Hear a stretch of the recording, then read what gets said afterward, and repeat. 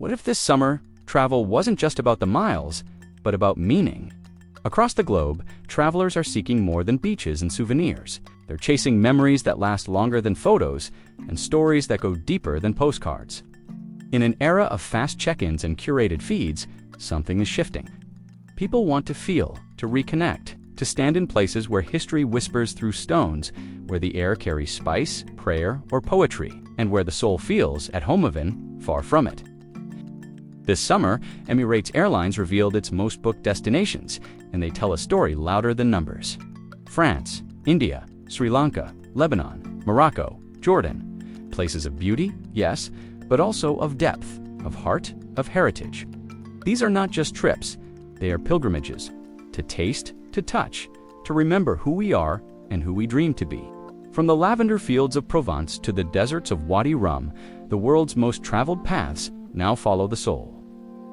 This is where the heart travels. This is the journey we begin. France is not just a destination, it's a feeling. A walk along the Seine as the sun melts into the river, a whispered bonjour in a cobbled street cafe.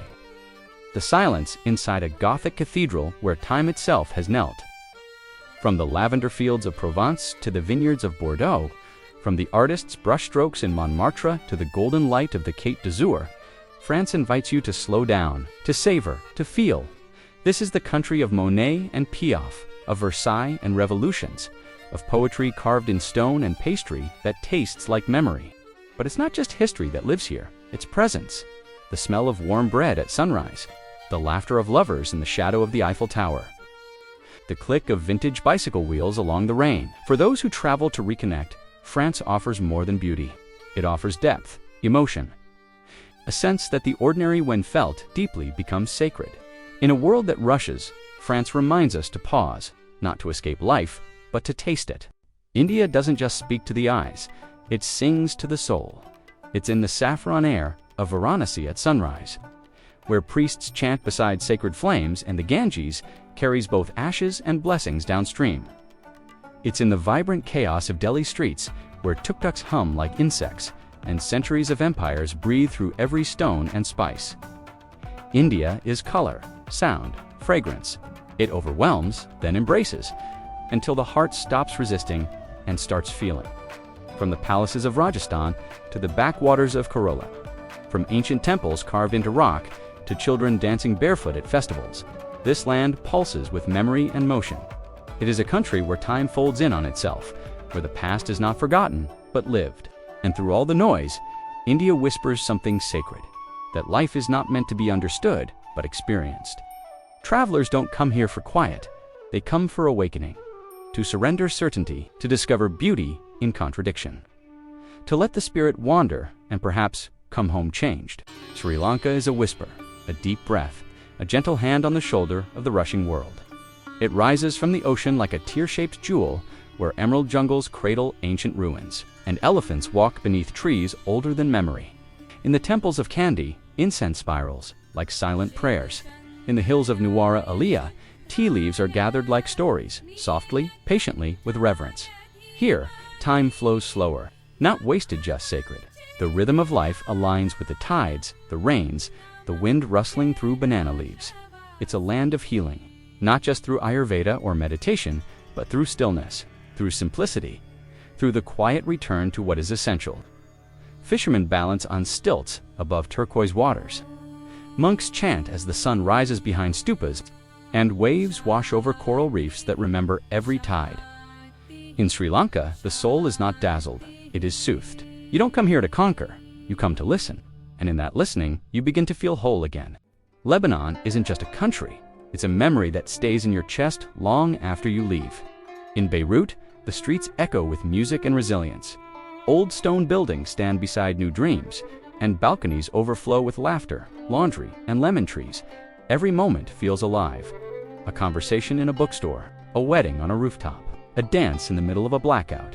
The soul of Lebanon is in its people. Warm, generous, fierce with love. You'll be invited to lunch and stay until midnight. Coffee is not just a drink, it's a ritual. Poured slowly, served with cardamom and stories. The grounds at the bottom read like poetry. From the Roman ruins of Baalbek to the snow-capped peaks of Faraya, Lebanon is contradiction wrapped in grace. Mountains and sea, chaos and calm, ancient and electric. It's a place where hospitality is sacred, where the past is honored and the future is claimed with open hands. You don't just visit Lebanon, you're absorbed by it. And once your heart touches its rhythm, you'll always hear it beating, no matter where you go. Morocco is a labyrinth, not just of streets, but of senses. The Medinas breathe with color. Walls blush with saffron and rose. Doors carved like lace, open into hidden courtyards where fountains whisper and jasmine leans into the light. Spices swirl through the air like music, cinnamon, cumin, mint, and smoke. And somewhere nearby, a voice sings from a rooftop, echoing through stone like a prayer carried by wind. In Marrakesh, you lose the map and find yourself in Chefchaouen. The blue streets feel like a dream painted in watercolor. In the Sahara, silence isn't empty, it's sacred. Night falls like velvet over the dunes. Stars arrive one by one, ancient and endless, telling stories older than kings. Morocco doesn't shout, it hums. It invites you to sit, to sip mint tea slowly, to run your hand along mosaic walls, and to feel history in the texture of tile and tapestry. It's not a place you pass through, it's a place that enters you. And days or years later, you'll still taste the tea, feel the sand, and remember the hush between the call to prayer. Jordan is carved from silence. In Petra, the stone glows rose and gold, as if it remembers every footstep that ever crossed its gates. You walk through the sick, narrow, sacred, still, and then the treasury appears, not as a building, but as a breath you didn't know you were holding. Wadi Rum stretches to infinity, a red desert that hums in the wind, echoing with stories too old for language. Here, sand remembers prophets, and stars arrive not to shine but to guide. Time slows in Jordan. It doesn't ask you to see, it asks you to feel. To listen to the call to prayer in Amen as it rolls over rooftops like incense, to sit beneath olive trees where tea simmers in metal pots and conversation flows softer than firelight. This is a place that honors mystery, where every ruin holds a question and every silence is full of meaning. You don't travel to Jordan to be amazed, you travel to be humbled. Because somewhere between stone and sky, you remember how small you are and how deeply you belong. We used to count countries. Now, we count moments, because something is shifting in the way we travel. It's no longer about checking boxes or chasing sunsets, it's about feeling something real. This summer, travelers aren't just crossing borders, they're crossing into memory, into culture, into places that don't just show you the world, but show you something about yourself. From the elegance of France to the wild heart of India. From Sri Lanka's quiet healing to the soul of Lebanon, Morocco, and Jordan, the journey has become more than a trip. It has become a return to meaning, to presence, to connection. In a world that rushes past, these places teach us to pause, to taste, to listen, to honor. Because the greatest souvenirs are the pieces of ourselves we recover along the way. So choose depth, choose story. Choose the path your heart already knows, because this is not just where we travel, this is where we come alive. If this journey touched your heart, don't keep it to yourself. Like, share, and subscribe to follow stories that travel deeper and inspire you to wander with soul. Where will your heart take you next?